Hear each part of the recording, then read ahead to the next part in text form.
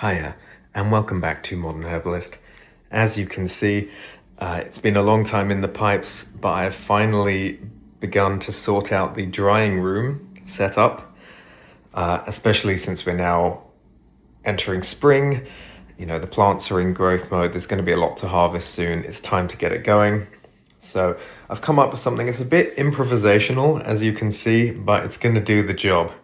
All right, so I did get one of these drying racks. Obviously you do want to get an aerated or porous holy one, you know, so that any moisture or dust or whatever is gonna, you know, fall through to the bottom and not contaminate your herbs. I could have suspended this from the ceiling, but my place, it's like an old Victorian place, and as it happens the ceiling is just really tall, and even with a ladder, you know, it's a bit tricky to get up there. So I just decided to suspend this from a tripod instead of getting a wall hook. And you know, it looks a bit amateur, I guess, a bit improvisational, as I say, but it's gonna do the job, and that works for me. All right.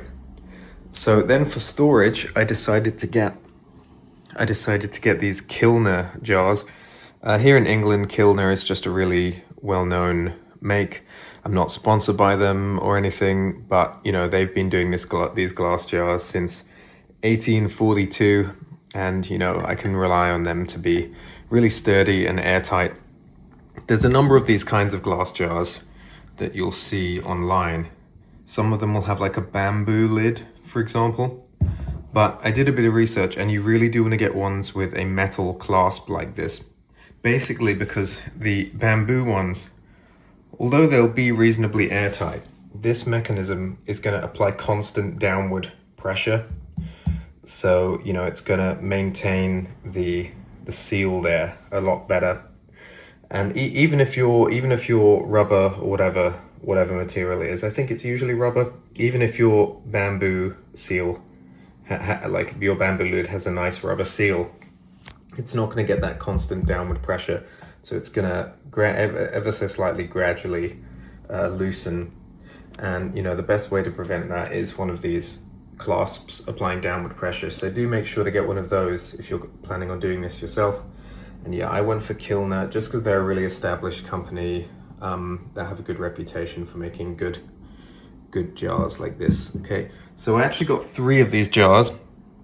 As I say, not sponsored by them. If Kilner would like to sponsor me, I'm happy to. But for the time being, not sponsored or anything. But I got 3 of these. And the reason I did that is because, so I'm going to be drying, well, lemon balm at first. I may move on to other products, but lemon balm. And so I'm going to gradually fill up, say, 1 jar with dried lemon balm leaves, right? And then, you know, there's a risk that the bottom doesn't get used. You know, as I keep filling it up, and then say a customer wants some lemon balm tea or something, I'll take some material out of the top, right? And I could just, you know, replenish it again with the next harvest, and then the bottom never gets used. Okay, so to prevent that happening, because obviously you want to use everything to keep it all fresh, right? To prevent that from happening, I decided to get a second jar so I can fill up one, okay, and then start filling up another and take out of this one until I reach the bottom. That way all of it gets used and I can fill up a second jar, okay? The reason I got a third jar is because I wanted to separate whole dried leaves from chopped leaves, basically. Because for some, I anticipate for some, say, tea pouches and things like that, I'll be offering chopped rather than whole dried leaves for reasons I'll go into later, I think. So yeah, I wanted to get just another one to separate that. I didn't think I'd need 2 chopped leaf jars, like I have 2 whole dried leaf jars. Because there's going to be smaller quantities of chopped material, I think, and it will all get used because I only need to chop per order, as it were, rather than just filling up the jars as I harvest, if you see what I mean. Okay, so this is the setup, quite a modest little setup, but in this room it's going to be fine. I'm going to keep the blinds shut because you don't really want direct sunlight. You just want it to be, the standard cool, dark place sort of thing. Maybe a little bit warm to assist them in drying a bit better. I'm going to research whether it's going to be appropriate to have the radiator on or not, but I suspect not. I don't think you want too much direct dry heat. You want to allow them to just dry kind of naturally, right? Anyway, this is the setup. So I'm now going to take my first harvest of lemon balm. Okay, so I'm out here in the garden. As you can see, it's actually quite windy. It's actually pretty windy. And I think if I try to put my phone stand up, it'll probably get blown over. So I'm actually just gonna, yeah, look at this, right? Very windy, okay. So yeah, I'm leaving the phone stand down there because I think if I try to use that, it's just gonna get blown over. So you know what, I'm just gonna take a quick harvest, okay? I'm gonna put it all in here, just a colander so any moisture or anything drains out, okay?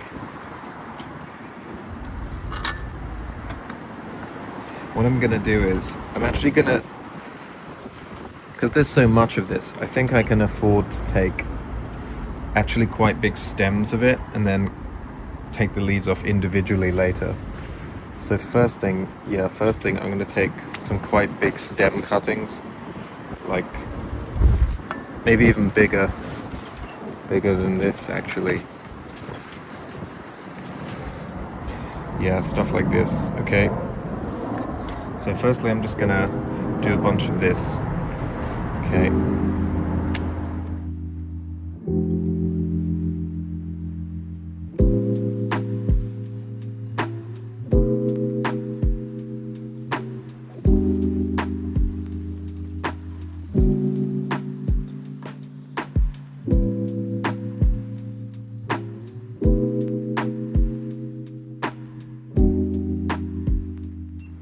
Okay, so for the time being, that's enough, plenty to work with. So I'm just going to take this inside and begin sorting the leaves from the stems, okay?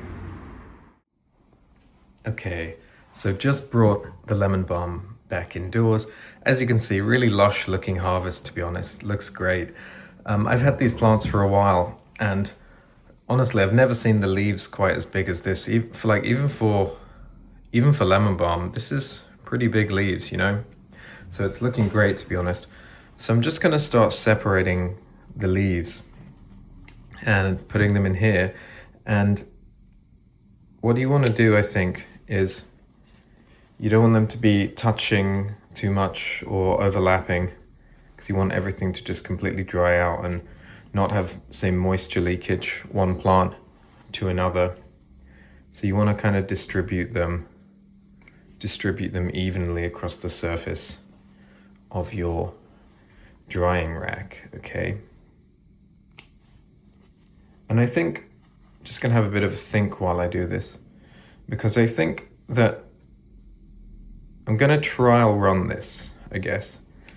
So I'm gonna get a few batches, dry them, see how the drying process goes, and then start making some cups of lemon balm tea for myself. And if it tastes good, if it's efficacious, if there's no problems and so forth, then I'll be ready to go to market, I think. Sorry, I'm just gonna grab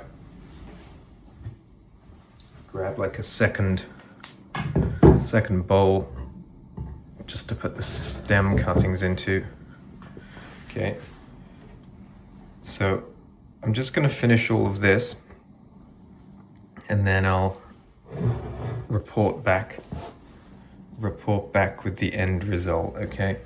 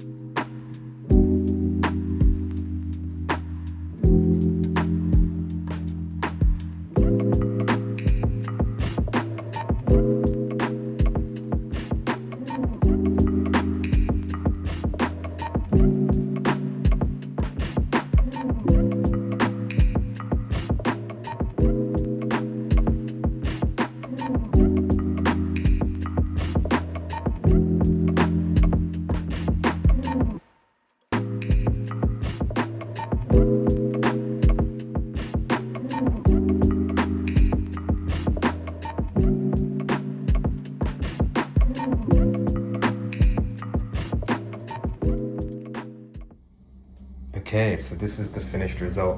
And I must say, these leaves are looking fantastic. They're just so big. I really didn't expect them to get this big, to be honest. Okay, so that's just gonna dry here, to be honest. This is what I left over, and there's quite a lot of leftovers, to be honest, because I tried to just take the biggest, juiciest, healthiest, most intact leaves. There were a few with some kind of, I don't know, like nibbles taken out of them, and a lot of smaller leaves and so on. But what I'm actually going to do is use these myself for a cup of tea, just to test. Although they're not going to be dried, I'm just going to have a cup of tea in a minute, just to kind of test it out, you know. But this is going to be the actual first proper trial run of the drying, okay? So very pleased with our first harvest. This is the results, and I'm really looking forward to seeing how this turns out. And once they're dried, I'm going to put them in my kilner jars and store them away in a cupboard for future use. Okay, so very pleased with our first harvest.